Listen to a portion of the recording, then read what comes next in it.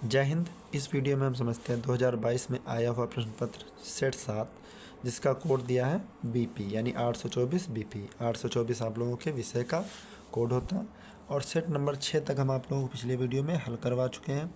आप लोगों ने वीडियो नहीं देखी तो प्लेलिस्ट से वीडियो देख लीजिए। क्वेश्चन कह रहा है हमारा एक गोलीय दर्पण की वक्रता त्रिज्या 30 सेंटीमीटर है, इसकी फोकस दूरी होगी। तो इसकी जो फोकस दूरी होगी हल करने पर एफ बराबर r/2, ठीक है। 30/2 इसको हल करेंगे इतना आएगा 15 सेंटीमीटर इसका सही आंसर है ऑप्शन बी। फिर प्रश्न नंबर 2 कह रहा किसी वस्तु का आभासी सीधा और बड़ा प्रतिबिंब प्राप्त करने के लिए वस्तु को उत्तल लेंस के सामने रखते हैं। तो उत्तल लेंस के सामने कहाँ पर रखते हैं? लेंस के प्रकाशिक केंद्र और प्रथम मुख्य फोकस के बीच में रखते हैं, ठीक है। ऑप्शन डी इसका सही आंसर। फिर क्वेश्चन नंबर 3 कह रहा हमारा वैद्युत ऊर्जा का मात्रक। तो वैद्युत ऊर्जा का मात्रक क्या होता है? किलोवाट। विद्युत ऊर्जा का मात्रक क्या होता है? किलोवाट या किलोवाट घंटा। तो किलोवाट घंटा होता है। विद्युत धारा का मापन करते हैं तो धारा का मापन अमीटर द्वारा किया जाता है। ऑप्शन सी इसका सही आंसर है। क्वेश्चन नंबर 5 कह रहा है एक टेस्ला बराबर होता है। तो एक टेस्ला जो बराबर होता है वो 1 वेबर प्रति मीटर स्क्वायर के बराबर होता है। फिर क्वेश्चन नंबर 6 कह रहा किसी तार की लंबाई उसकी प्रारंभिक लंबाई की 3 गुना करने पर उसका प्रतिरोध हो जाएगा, कितना हो जाएगा? 9 गुना। ऑप्शन ए इसका सही आंसर। मानव नेत्र में प्रतिबिंब बनता है। तो मानव नेत्र में जो प्रतिबिंब बनता है वो कहाँ पे बनता है? रेटिना पे बनता है, ठीक है। फिर क्वेश्चन नंबर 8 कह रहा हमारा कार्बन परमाणु की संयोजकता होती है। तो कार्बन परमाणु की जो संयोजकता होती है वो कितनी होती है? 4 होती है। ऑप्शन सी इसका सही आंसर। फिर क्वेश्चन नंबर 9 कह रहा कैल्शियम फास्फेट का सूत्र होता है। तो कैल्शियम फास्फेट का जो सूत्र होता है वो आप लोगों का होता है Ca3PO4 का whole twice. Option D C इसका सही आंसर। फिर क्वेश्चन नंबर 10 कह रहा रासायनिक समीकरण BaCl2 + H2SO4 BaSO4 + 2HCl जलीय विलयन है। ये इसमें कौन सी अभिक्रिया लगी है? ठीक है, तो इसमें जो अभिक्रिया लगी है मेरे भाई वो क्या लगी? अवक्षेपण अभिक्रिया, ठीक है। जलीय और जलीय मिलाकर क्या बना है? ठोस, ठीक है। तो यहाँ पे अवक्षेपण अभिक्रिया बनी है। मुद्रा धातु है तो मुद्रा धातु आप लोगों की क्या है? आप लोगों की मुद्रा धातु सिल्वर है। ऑप्शन डी इसका सही आंसर। फिर क्वेश्चन नंबर 12 कह रहा अम्लीय वर्षा के जल का संभावित पीएच मान होता है। तो अम्लीय वर्षा का जो संभावित पीएच मान होता है वो 5.2 होता है। ऑप्शन ए इसका सही आंसर। फिर क्वेश्चन नंबर 13 कह रहा है जंग का रासायनिक सूत्र है। तो जंग का जो रासायनिक सूत्र है वो FeO आयरन ऑक्साइड H2O, ठीक है।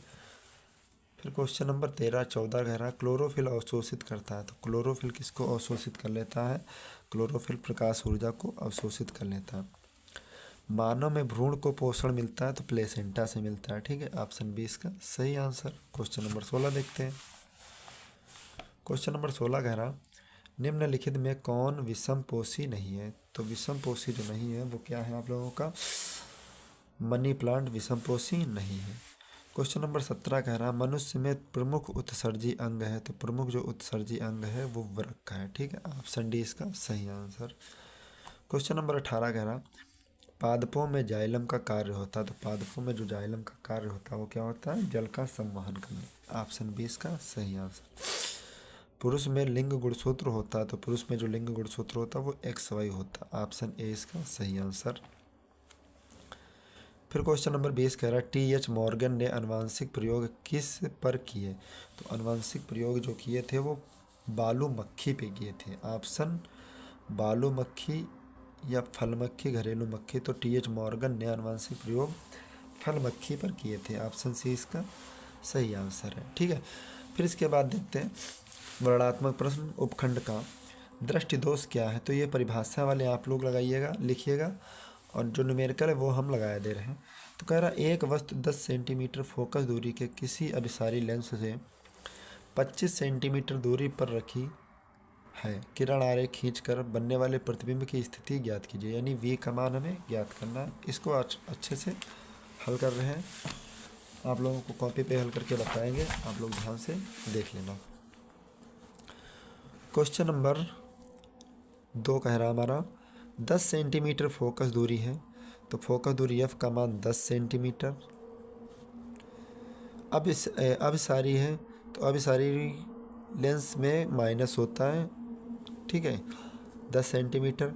अब सारी लेंस से 25 सेंटीमीटर दूर रखी, यानी वस्तु का मान -25 सेंटीमीटर। प्रतिबिंब की स्थिति ज्ञात कीजिए, तो लेंस के सूत्र से लेंस का सूत्र क्या कहता है, 1/f बराबर 1/v माइनस 1/u। तो 1/f का मान -10 और 1/v, u का मान कितना -25, -1/10 बराबर 1/v, minus minus plus 1/25, plus का 25 पक्षांतर करेंगे माइनस का हो जाएगा, बराबर 1/v। 25 10 25 50 और 5 दूनी 10, ठीक है, 5 दूनी 10। फिर यहाँ पे देखते हैं, हम इसको हल करेंगे। तो यहाँ पे अभी सारी लेंस है, माइनस माइनस प्लस माइनस का हो जाएगा। तो ये अभी सारी लेंस में फोकस दूरी प्लस की ही रखेंगे हम, ठीक है। 5 एकम 5 -2/50 बराबर 1/v। तो 1/v का मान कितना हो जाएगा 3/50। तो यहाँ पे v का मान निकालेंगे, तो कितना 50/30 3 सेंटीमीटर, 50/3 सेंटीमीटर ऑप्शन इसका जो ये आंसर है आपका बिल्कुल सही है। फिर इसके बाद अगला क्वेश्चन कह रहा क्या, वो क्वेश्चन अगला क्या हमारा कह रहा, 2 बल्ब जिनमें यहाँ पे 3 प्रतिरोध R1 R2 R3 परस्पर समांतर क्रम में जुड़े हैं, इनके तुल्य प्रतिरोध के लिए व्यंजक प्राप्त कीजिए। तो यहीं पे लिख लीजिए 1/R बराबर 1/R1 plus 1/R2 plus 1/R3, ठीक है, कॉपी पे लिखने की कोई ज़रूरत नहीं है। क्वेश्चन नंबर 4 कह रहा है 2 बल्ब जिनमें से एक पर 100 वाट और 200 वोल्ट अंकित है तथा दूसरे पर 60 वाट और 220 वोल्ट अंकित है। विद्युत आपूर्ति 220 वोल्ट के साथ समांतर क्रम में जुड़े हैं। विद्युत मेंस से कितनी धारा ली जाए, तो विद्युत मेंस से कितनी धारा ली जाए,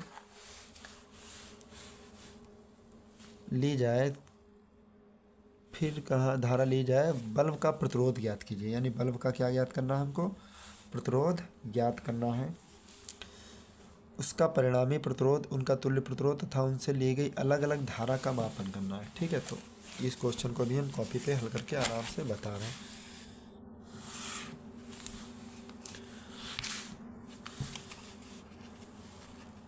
क्वेश्चन कह रहा देखिए 100 वाट का 2 बल्ब हैं, इस टाइप के बल्ब हैं, एक ये बल्ब है और एक ये बल्ब है। अब एक बल्ब पे क्या लिखा है 100 वाट 220 वोल्टेज और दूसरे पे लिखा है 60 वाट 220 वोल्ट 220 वोल्ट। अब जो इनको विद्युत आपूर्ति दी जा रही है वो मेन 220 से दी जा रही, तो हम पहले बल्ब के लिए हल कर लें। तो यहाँ पे देखिए P1 का मान क्या आ जाएगा 100 वाट और V1 का मान क्या आ जाएगा 220 वोल्ट। अब यहाँ पे हमसे कहा है R का मान ज्ञात कीजिए, यानी R1 का मान हमें ज्ञात करना। तो कोई बात नहीं, R1 का मान ज्ञात करेंगे कैसे, तो R1 बराबर सूत्र आप लोगों ने पढ़ा V1 स्क्वायर बट्टा P1, ठीक है, V1 स्क्वायर बट्टा P1। तो R1 बराबर हो जाएगा हमारा V1 का मान 220 गुणे 220 बट्टा 100 गुणे 0 से 0 0 से 0 22 शाम कितना हो जाएगा 484 ओम।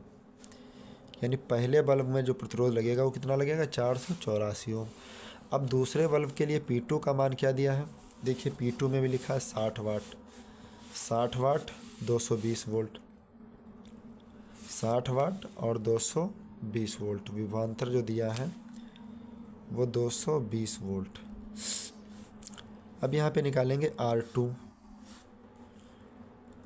बराबर क्या हो जाएगा V2 स्क्वायर बट्टा P2, तो V2 का मान 220 गुणे 220। P2 का मान कितना 60, P2 का मान कितना है 60, जीरो से जीरो कैंसिल, 2 3 6, 2 से काटे 11, तो 11 दूनी 22, 11 दूनी 22 से 23, 2320 बट्टा 11 दूनी 22 हासिल 2, 11 दूनी 22 2 24, 2420 बट्टा 3।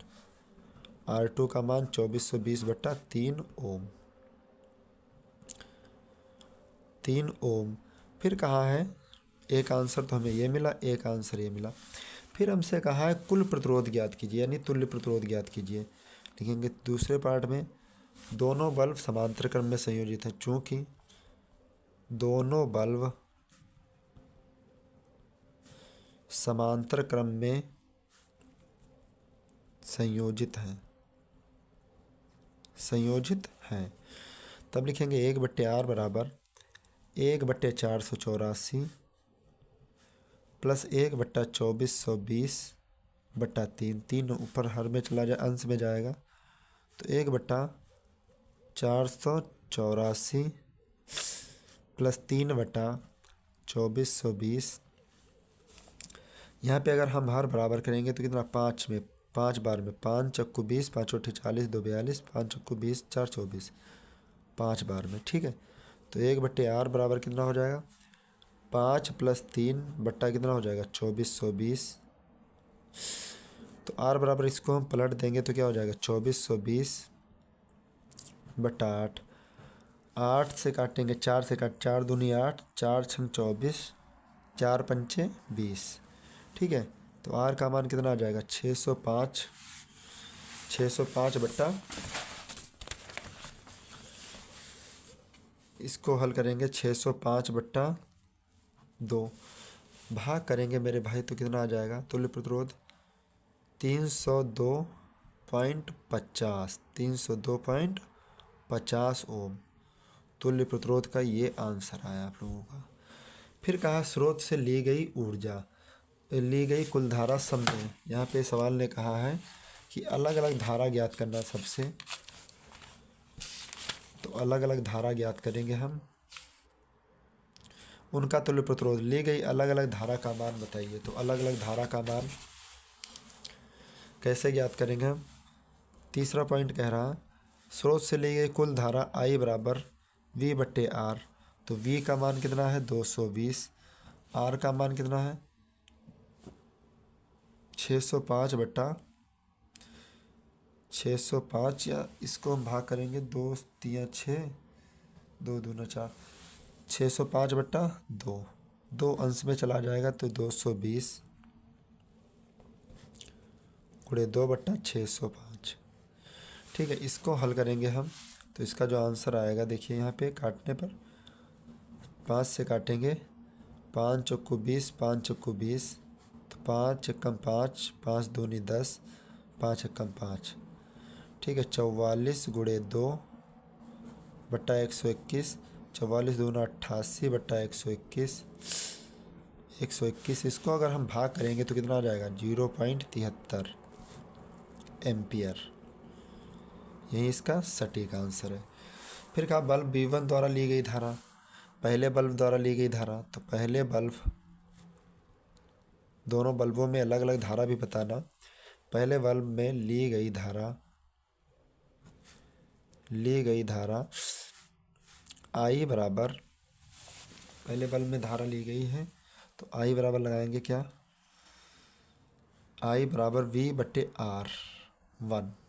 ठीक, I1 बराबर V/R1। अब V का मान 220, R1 का मान कितना आया था हमारा 484, तो 22.220, 22 से 22 में काटेंगे तो I का मान कितना आ जाएगा 10/22। इसको भाग करेंगे तो I1 का मान आ जाएगा हमारा 0.45 एम्पियर। ठीक है, फिर दूसरे बल्ब में देख लेंगे कितनी धारा आएगी। दूसरे बल्ब में ली गई धारा, दूसरे बल्ब में ली गई धारा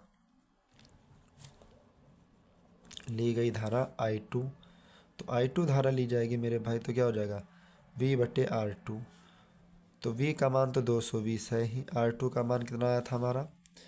r2 का मान हमारा आया था 2420/3। 3 अंश में चला जाएगा तो 220, 0 से 0 कैंसिल, बटे में 2420 बचा ना, 2420, 242। यहाँ पे काटेंगे 11 दूनी 22, 11 दूनी 22, 11 दूनी 22, 2 एक कम 2, 2 एक कम 2, 2 एक कम 2, 3/11। ठीक है, 3/11। इसको अगर हम भाग करेंगे 3/11 को, तो उत्तर आएगा हमारा लगभग 0.28 एम्पियर, 0.28 एम्पियर। ठीक है, तो इस तरीके से ये जो सवाल था हमारा, ये 6 अंक का क्वेश्चन था और बहुत इम्पोर्टेंट था। ये क्वेश्चन काफ़ी बड़ा था, इसलिए हमने आप सोचा कि इस सवाल को लगवा ही दिया जाए अच्छे तरीके से। फिर इसके बाद देखिए यहाँ पे, इसके बाद हम देखते हैं यहाँ पे क्या होगा। हमें ज्ञात करना है IUPAC नामकरण। ठीक है, तो IUPAC नामकरण ज्ञात करने के लिए क्या करेंगे हम? निम्नलिखित कार्बनिक यौगिकों का IUPAC पद्धति में नाम लिखिए। तो IUPAC पद्धति में इसका नाम लिखना है। तो देखिए यहाँ पे एक कार्बन पे क्या लगाएंगे? मेथ, और फिर COOH लगाए तो क्या हो जाएगा? ओइक अम्ल। तो क्या हो जाएगा? मेथेनोइक अम्ल। फिर इसके बाद देखते हैं यहाँ पे, देखिए 1 2 3 4 5 कार्बन, तो 5 कार्बन में क्या हो जाएगा? पेंट प्लस एन। फिर देखिए दूसरे कार्बन पे, यानी दूसरे कार्बन पे कितनी बार मेथिल लगा है? 1 2, 2 मेथिल लगा। फिर मेथिल कितने कार्बन पे लगा? 1 2 3 4, 4 कार्बन पे भी मेथिल लगा। ठीक है, क्या लगा है? 4 कार्बन पर मेथिल। मेथिल कितनी बार लगा है? 1 2 3, 3 कार्बन पे 3 बार मेथिल लगा, तो लिखेंगे मेथिल ट्राई। तो इसको अगर हम लिखेंगे सही से तो लिखेंगे 2,2,4 try methyl pentane, try methyl pentane, try methyl pentane लिखेंगे। ठीक है, ये 2 अंक के थे। अब इसको भी हम आगे हल करेंगे।